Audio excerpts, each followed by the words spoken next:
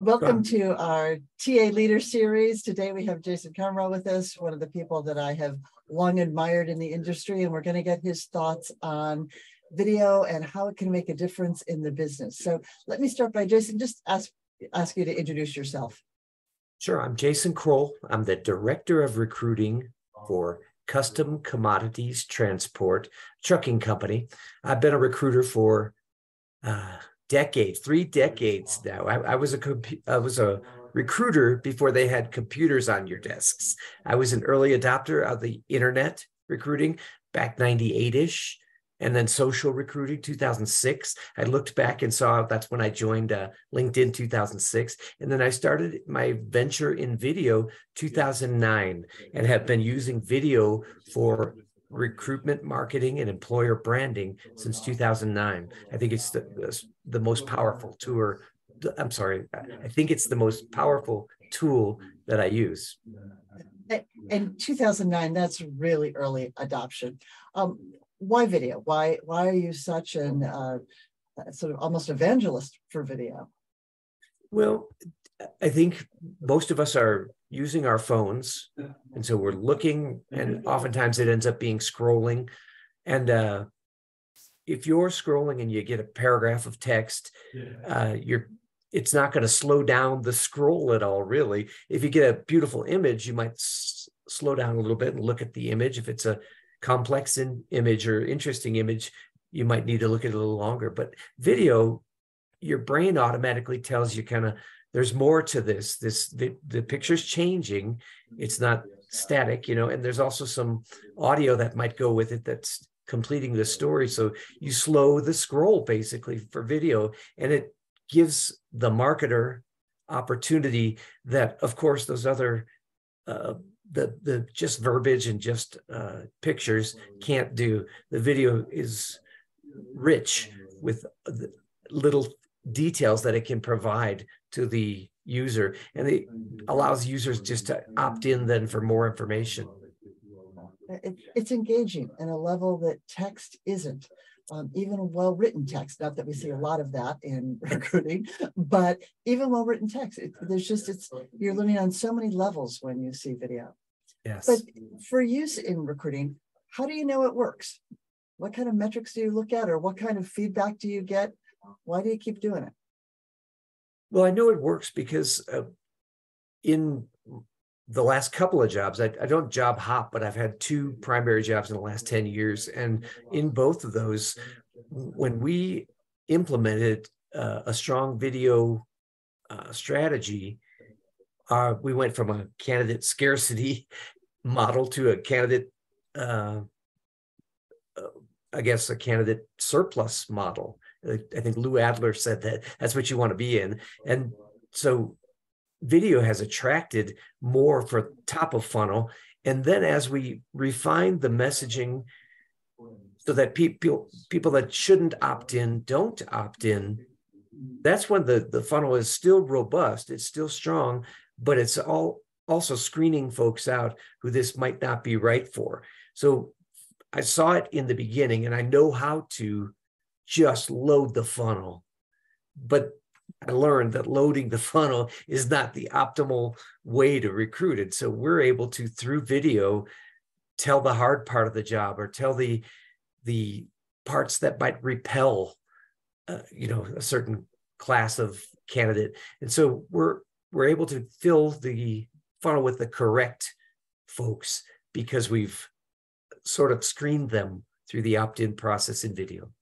Yeah, I love that. I like to say, nobody needs more candidates. You need more qualified candidates. And then it all gets down to efficiency. If you can have candidates appropriately opt out, the ones that are going to drop out after the first screening call anyway, the efficiencies just go through the roof. And you get to now spend your time and attention on people who really are interested and qualified and want to do what you have to offer them. So I think it's really underestimated how video can really help candidates make a well-informed decision. And a well-informed candidate is really valuable to you.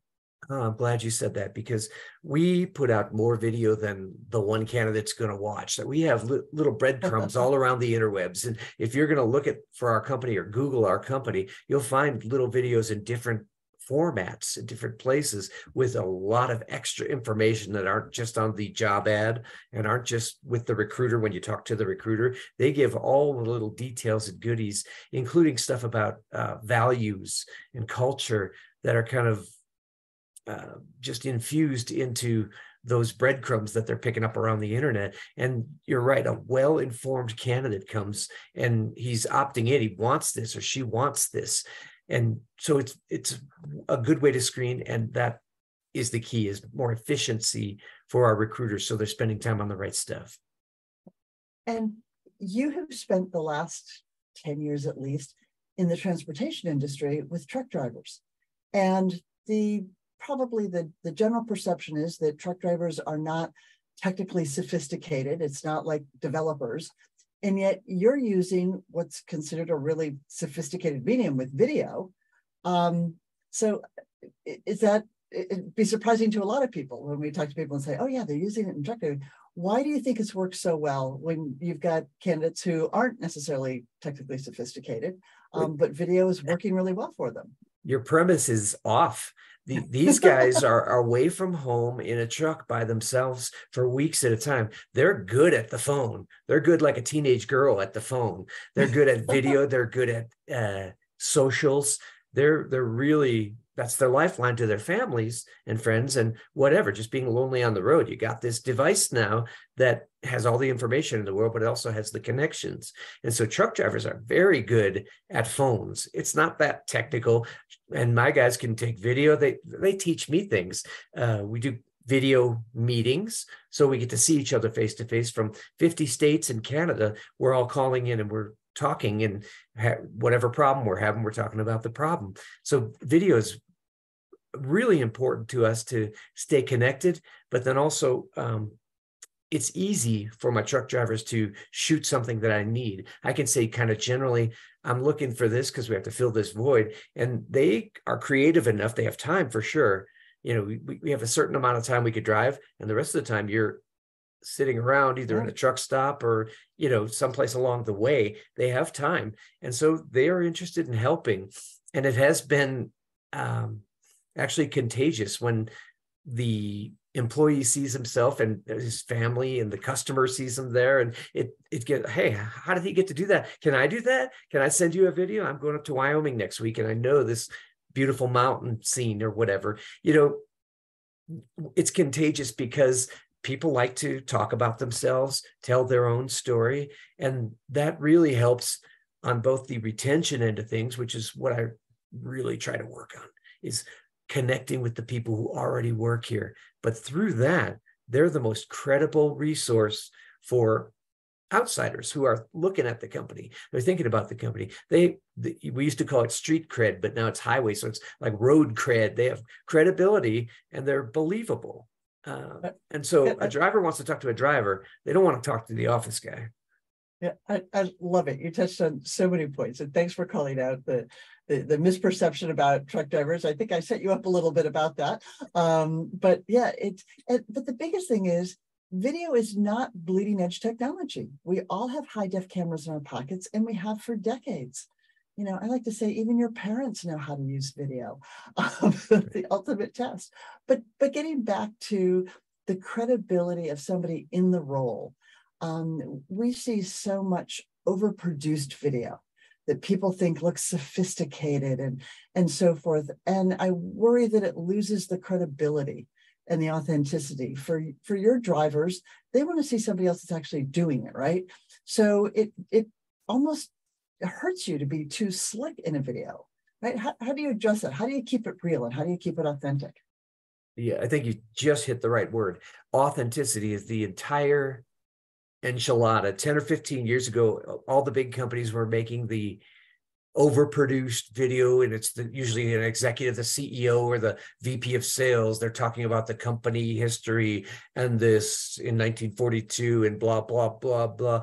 And as you said, the technology is now in our pocket, so that instead of doing that boring video that nobody watches, maybe not even once, but it's on replay and you spent $10,000 to produce it. Now we got one that's pretty much free to produce, and it's credible. Like you said, it's not the CEO or some executive talking about the company, but it's the people who do the work talking about themselves and how they fit into the job or fit into the culture.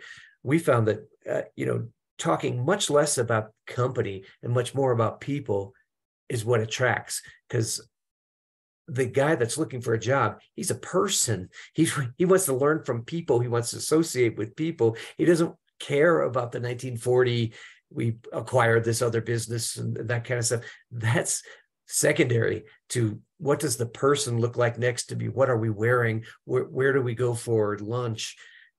Little things like that.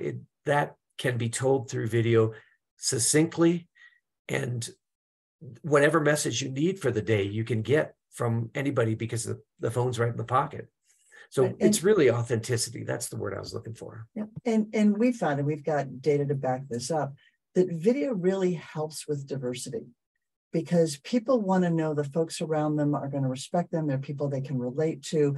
I've often made the comparison to horror movies, that, horror movies are shot at night because you can't see the monster. But if you turned on all the lights, it wouldn't be nearly as scary. And that does apply to recruiting, that when someone goes to apply to a job, if they can see the other people they're going to be working with, then they're not as worried that they're going to be working with a bunch of hostile people or monsters. They get to see the humanity in other people.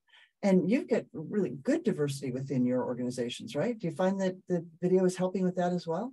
Absolutely, yes. And one interesting part is I have a couple of people who are regular videoers. They love to take video, and they're sort of like the poster child for the company. And so I talk to candidates all day long who have watched this guy's video or that girl's video, and they ask questions about, what he's doing here or what she's doing there and how long have they been with the company, those sorts of things. And it comes full circle when they begin orientation. They come to work finally, and they get to work with this guy who they feel like they know a little bit because they've been watching him, and they know his story. They know how long he's been with the company. And it's a really interesting little thing. And again, that's the better half of my job, the retention piece. When people get here and they're already kind of connected to the video subject, and then they get to work with them, and eventually maybe they make their own video for the same topic. It's kind of a virtuous cycle of recruitment marketing content. And we've seen that with when you do hiring manager video. If a candidate has seen the boss on a video and then connects, there's a little bit of movie star oh, I've seen the video of you, and now here you are in real life. And the hiring managers love it, obviously, to have a candidate a little bit starstruck, like, oh, wow, I've seen your video. So it's great for the employees as well, as you talk about morale and people feeling valued, that their stories are valued, that you're proud of them and you want to put them out there.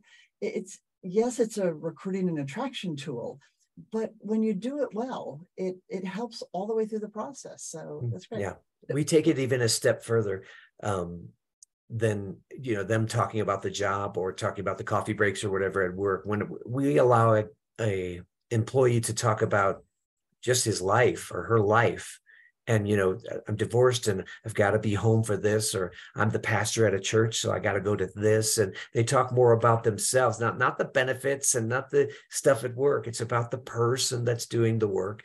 And then that's a whole nother connection, because there's a certain group of people that really connect because you said that, and they can identify with that piece. And so it's more than just the job or the work. It's people connecting with people, and video allows that. I like to say all the time, people recognize their tribe. So many people go, oh, we couldn't ever put our, IT people on video because, oh my God. It's like, no, the people recognize other folks. Your salesperson's going to be very outgoing and very charismatic, and that's great. But your internal audit person may not be. But your internal audit person is going to recognize that someone is focused, they're thorough, it may be a different demeanor, but it's exactly what you need for the job. So don't be afraid to let people be themselves. Right. And we all have these, images in our mind of what a good video is, but we're not the person we're trying to attract. You're not a truck driver. It's different. So last question for you, because I don't want to take up too much of your time, but I appreciate you joining us. So the last question is, how have you convinced management to do you're almost really a video first strategy, right? How have you convinced them that that's the right way to go? it started because I come from a success at my last employer, actually CEO to CEO. They talked about me before I got here. That, you know, I was a handoff from one employer to the next. And I really appreciate the CEO that let me go to the new CEO. And I really appreciate what I'm doing today. So that was easy, but it's really about results. And the result turnaround happened super quickly here. The number one, I have a big project list when I got to this employer who was in the same trouble as my former employer when I got there. And video first was absolutely the strategy. We were going to implement the marketing strategy, which is placement and, you know, where we're going to use video and everything. But video was the primary component of what we're going to do. We put it in our outreach, recruiter outreach. We put it in our drip campaigns. We put it, of course, on socials, and then we use it everywhere. You know, we have specific grass is not greener for people who are employees who are at risk. Perhaps we have this grass is greener video, and we use videos for all kinds of stuff. We have a library of videos to use for different needs when needs change in the business. So it really convincing management, convincing the executives was absolutely through dollars. Someone told me, a great man told me one time, that you talk to the C-level folks in terms of dollars. And it was easy to show the dollar change in the recruitment advertising cost per hire that fell dramatically. Of course, there's that upfront cost of, we did this and we implemented this new thing, but the ROI came rather quickly. And the long-term, because video lives forever, the long-term recurring revenue, we could call it, for videos that had been produced 2-3 years ago that are still out there doing the work for you, that is still it's not, we're not sure how much that how much that pays yet, because it's still paying. You know, the dollars are still coming in. We're still getting applicants from that old video that ROI'd itself 3 years ago. Jason, you continue to be my hero. You are my hero. All right, there's a mutual admiration society. Yes. But when we see people who understand what video can do and go and execute it and measure, and the other thing I was thinking before we even started this is, one of the things I've admired about the way you've used video is you use it to solve specific problems. You understand there's an issue and you think about how video can solve that issue, rather than just, well, let's randomly put an employee story out there.